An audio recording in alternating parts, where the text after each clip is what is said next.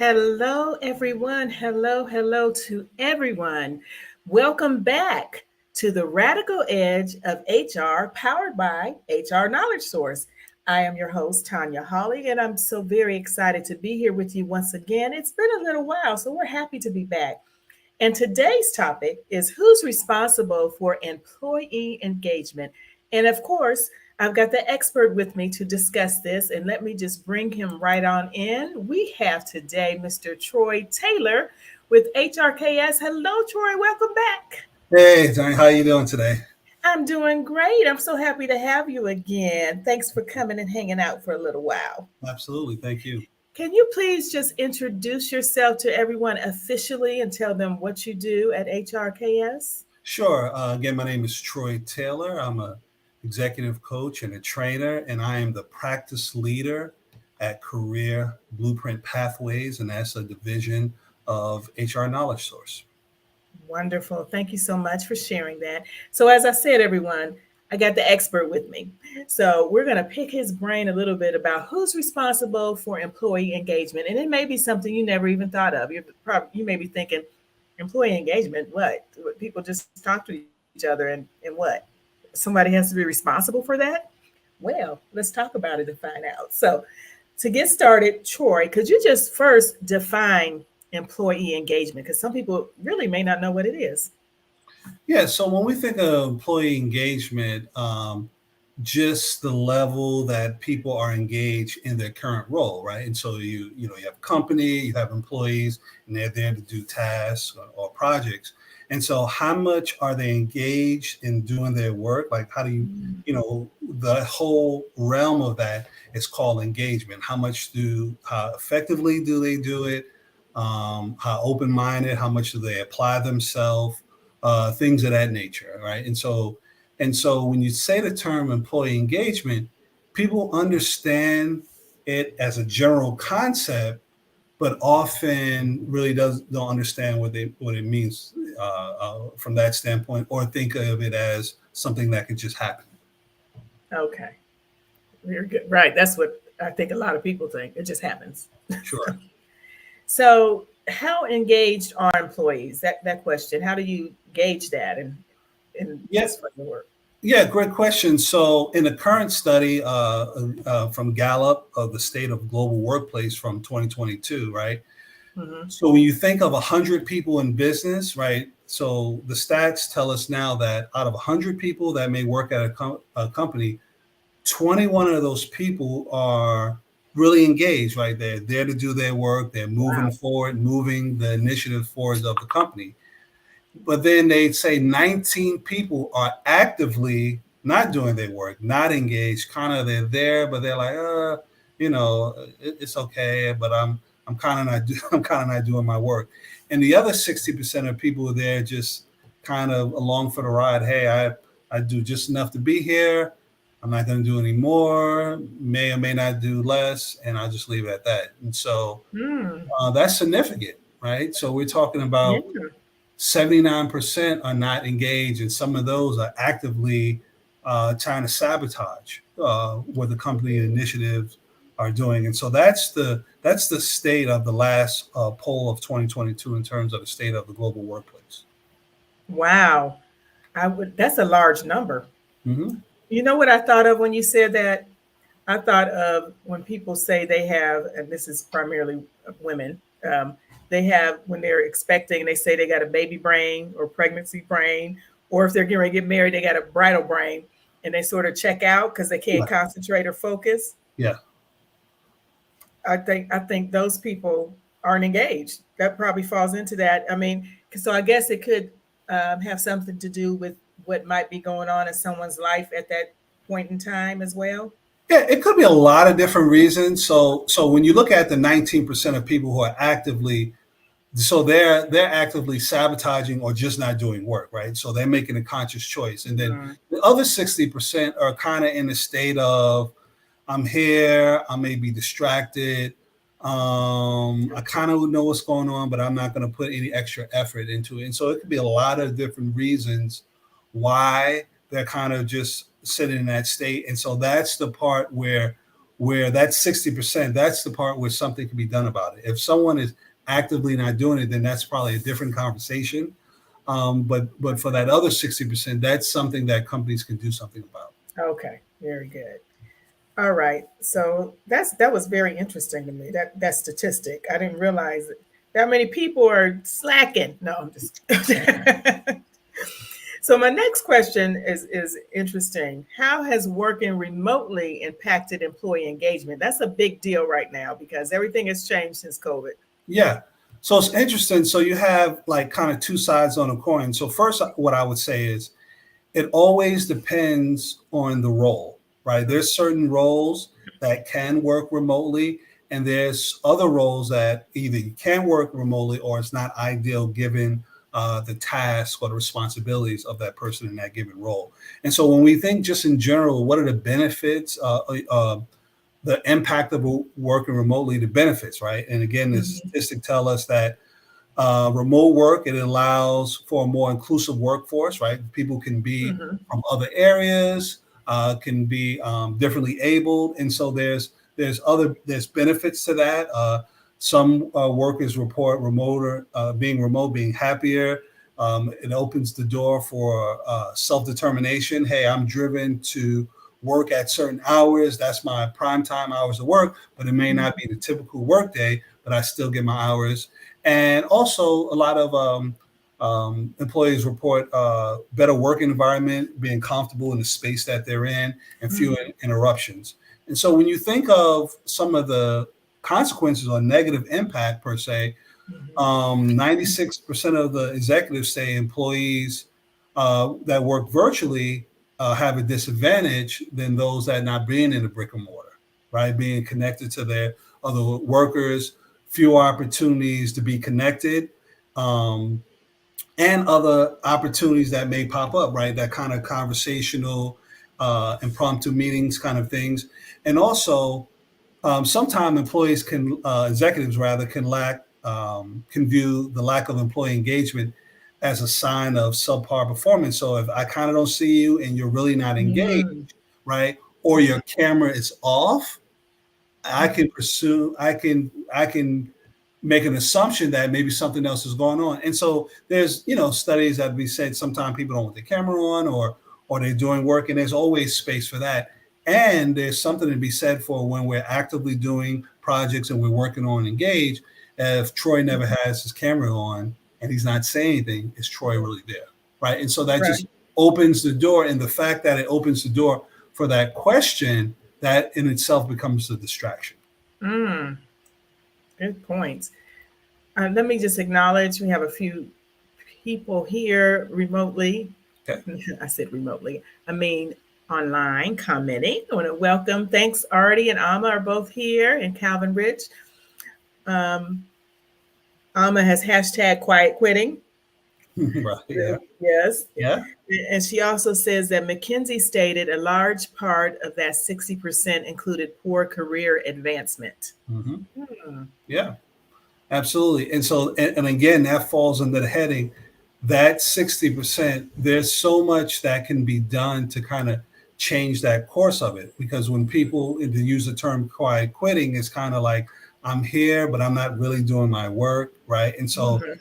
and if I'm really not doing my work, I kind of quit, right? But I didn't officially tell you until you maybe Right. forced me into that situation. So it can open the door for a lot of different things. However, um, when leaders look at employee engagement, they're like, okay, let's just have a conversation or meetings, but there's so much other elements that can be done to change the dynamic or even create a culture where employees are more engaged. Mhm. And that's it. That sounds like another topic of discussion. What can be done? But I'm not going to ask that. Let me go to the next official question. Um, who's responsible for this? Are employers responsible? Yeah, so it's interesting when you look at who's responsible. So employers, they do have a responsibility, right? They have a responsibility to help create a space, right? Create a space and foster employee engagement, right? So it's creating that space, creating that environment where employee engagement can flourish. So, Mhm. in terms of setting the tone, leading by example, by the culture they want. In other words, we say we want engagement, and as leaders, we're going to engage, and Mhm. also getting feedback from their employees, right? And so that's the responsibility as an employer. However, employees have a role in that as well, right? Employees' job is to be engaged, right? Right, to be involved, right? So sometimes Right. employee might say, man, they should, people should can, the environment could be different here at that company. And who's the company? The company is really just a building with equipment. The Right. company or the culture, the engagement piece comes from people, right? And so employees Right. can be, when a employer sets the environment and tone, the employees could lean into that, be involved, contribute, and acknowledge that, hey, I'm also a part of this culture, right? Because it's really people. As people, we make the culture. Okay. People So the make the short answer is we both are both. employers and employees. And I think it might be sometimes easy for people to point the finger at each other to say is the other person's responsibility. I would guess that would happen quite a bit. Yeah, yeah, and obviously there are always situations and incidents where employees feel the way they do because things have been said or things that have been done or things haven't been addressed, Hmm. right? And things have lingered. And so, because of that, that can set a tone, which is why I said in the beginning, it starts with the employer, right? Setting the tone, leading by example, and getting feedback from the employees. And so now the employees have that. Now it's their job to acknowledge their part of the culture and contribute and to be involved, right? It's kind of, sometimes people are like, oh man, someone should do something about this. Well, we're all the someone. Right. Yeah. Everybody's got to take the responsibility themselves. That's what it sounds like. Yeah, absolutely. Because it's the people. So you kind of alluded to some things earlier, and I want to expound. What types of things can be done to help them? What can employers or employees do to help them be more engaged? Do you have any suggestions that we can share? Sure. So, just a quick takeaway. One is acknowledge first that, hey, there's some things going on in our culture that we notice people are not engaged. And so, before you can become really self-aware of the things to do, the first part is to self-assess, right? And so Okay. self-assess by way of surveys, really interviewing your people, get an idea of what's going on in your culture, right? And if you're not getting those answers or those truthful answers, that's another indication too in terms of how people feel. That is the, am I even in an environment where I can express myself? Right. Right. And so, but the great thing is, if you have enough awareness to say something needs to be done, then you're moving in the right direction, right? First, self assess and really get an idea. That goes back to what I was saying earlier, getting feedback, right? And so, Hmm. there's things that can be put in place in terms of your approach, in terms of, and it starts with the top. Your people managers have to be involved. Your employees have to see leadership has committed to Hmm. this in Yeah. terms of showing their face as well. And obviously, the people manager are maybe leading initiatives, and everyone gets involved. Okay. Great. So actually, I don't have anything else officially. Did you want to share anything before we end? We gave some tidbits, but I know people may have more questions. Do you have anything you want to close with, and then we'll tell them how they can get in touch with the expert. Sure. So again, here at Career Blueprint, a division of HR Knowledge, HRKS, or many of you know it's HR Knowledge Source. We have a lot of solutions. We just got finished working with on a project with a corporation that many of you know, and increased their employee engagement by 46%. That's a lot, Mm, right? that is a 46%. And so, how did that happen? By the way that we approach it, getting involved with the leaders, getting employees involved, and we took them through a process, right? Help them getting them to the outcome that they wanted, right? And so here at Career Blueprint, we have specific approaches, right, by way of trainings and Mhm. also coaching as well to help companies achieve their goals. And so it doesn't have to be difficult, but it is work, right? And it is a process. And so we work with companies to help them get to the solutions that they want. Wonderful. And I think you just answered Alma's question. She was asking, how does Career Blueprint help with employee engagement? So you Yeah. kind of just answered that. And what else does Career Blueprint do? Just out of curiosity for those that are watching. Sure. So we have some signature trainings with one called Next, right? New Employee Experience Training, right? That's the first. That's like kind of the first leg of Mhm. employee engagement. In other words, when you're bringing new talent in, how are you even setting the tone for them, right? To really get onboarded, not in terms of just what to do, but the culture and what is the tone you want them to have going forward. So we have the next new Okay. employee experience training. We have a career navigator helping employees kind of partner with leadership or management at the company in terms of what is the next step for them in terms of their career. Because if employees join your company and they feel supported and they can navigate their career at your company, in other words, they see a Mhm. pathway to success, what does that do? That makes them lean into your company even more, which in turns what builds up retention, right? Increases retention. Again, that another element of employee engagement. We also have a lot of solutions that designed to help support middle management and new leaders as well too. And that's really where the rubber meets the road, so to speak. There was a report I read in Gallup a couple of years back that there's about, I don't know, 200,000 or so senior leaders, but Mhm. there's about 11 million managers, frontline or middle managers. So it's more managers than Mhm. anything else.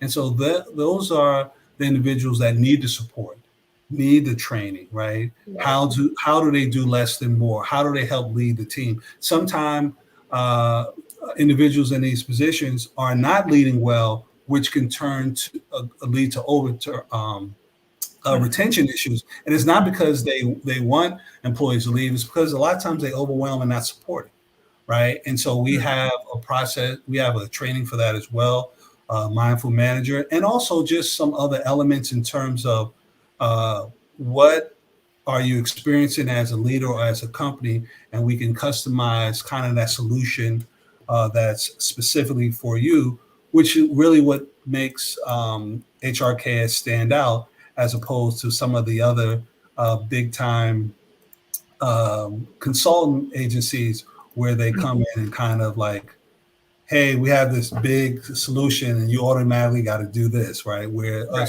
Where at HRKS, we really customize and work with you to help Yeah. you ultimately get exactly what you want. Except for we help you facilitate that kind of get to that goal. Absolutely. Great. Thank you, Troy. That sounds wonderful. So I'm hoping our audience, both watching and or listening to us, receive those nuggets. If you have any questions for us after this, oh, I'm sorry, there's another question. Sure. Um, Artie says, what are some options for increasing employee engagement when your workforce is remote? Thank you, Artie, for that question. Oh yeah. So options in terms of too, we have a solution for that, right? When you have a workforce that's remote, there's some specific ways that you want to gauge. First of all, you want to get a baseline of who those employees are, right?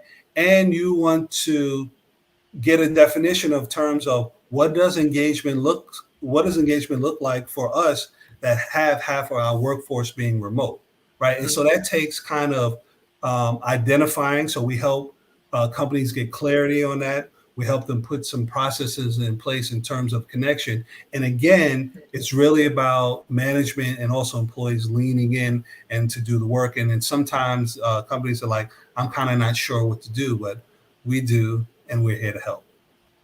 That's right. We do, because we know HR. HRKS does, that is. So, okay, thank you so much. And again, thank you for the questions, everyone. If you have additional questions or you'd like to find out more information on Career Blueprint and how we might be able to engage or help you, as well as any HR issues or questions you may have, please reach out to us at any of our social media outlets at HRKS LLC. And we'd be happy to engage with you and speak to you and find how we can customize an answer for your particular issues, as Troy said earlier. So, Troy, thank you so much for joining me, the expert at Career Blueprint. Thank you. Thank you very much, everyone, and enjoy your summer. Wonderful. Thanks, Troy. Everyone, have a fantastic rest of your day. Thank you for joining us. And we'd be happy to have you. Remember, because at HRKS, we know HR. See you next time, everyone. Thanks. Bye All right. bye.